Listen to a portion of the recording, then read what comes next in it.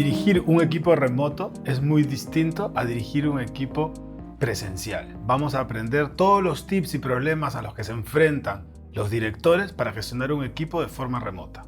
Lo primero que tenemos que saber sobre este tema es que el trabajo de un líder es absorber la incertidumbre de su equipo. Y nunca mejor dicho en estos momentos, esa incertidumbre que hay sobre el mercado, sobre el futuro, sobre nuestra salud, sobre si vamos a vivir en cuarentena muchos años. Para teletrabajar es muy importante que exista una relación formal entre el jefe, los empleados y los colaboradores, de responsabilidades, de horas, de atención y de trabajo para cada uno de los elementos que integran el equipo. Tener una cultura organizacional muy fuerte y muy presente es clave para cohesionar ese equipo y hacerlo sentir como un solo cuerpo. Si ya no tienes el edificio para hacer a todos sentir parte de una oficina, es necesario tener muchos elementos de cultura organizacional que se mezclen entre las casas de la gente para poder sentir esa sensación de cohesión en el equipo. Lo más importante es que tiene que haber una sola fuente de verdad, una sola knowledge base que exprese todo el conocimiento que todos tienen que utilizar para poder realizar sus cosas. Una vez que tenemos un equipo, como un barco pirata, lo siguiente es enfocar las prioridades de ese equipo.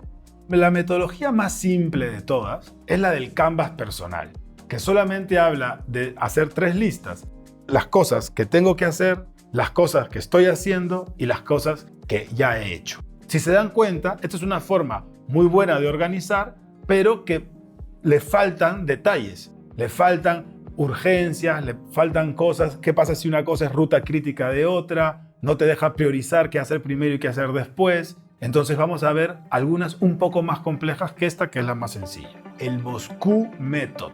El método Moscú.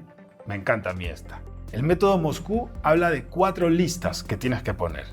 Las cosas de must have, o sea, las obligatorias de tener. Las de should have, que debería tenerlas. Las de could have, que son podría tenerlas. Y las de won't have, no vale la pena tenerlas. Así puedes organizar en 4 diferentes listas las cosas que tienes que hacer. Por ejemplo, tú tienes que enviar una factura o terminar un proyecto. Si tú evalúas qué es más importante, terminar el proyecto o enviar la factura, pues desde mi punto de vista, más importante es enviar la factura, porque tengo que cobrarla. Entonces, ese sería un must have. Y should have sería terminar el proyecto, porque debería terminarlo. Pero primero voy a mandar la factura. Entonces ya sé que la acción que salva mi día es el envío de la factura, no necesariamente terminar el proyecto que tenía presente para este día. Y así voy organizando.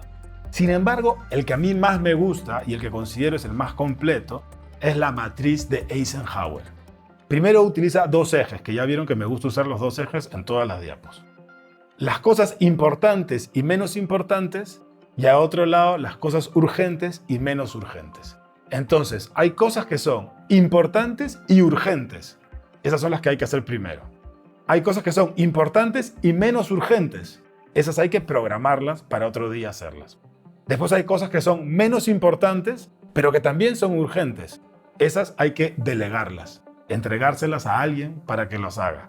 Y otras son ni importantes ni urgentes. Esas no hay que hacerlas, simplemente.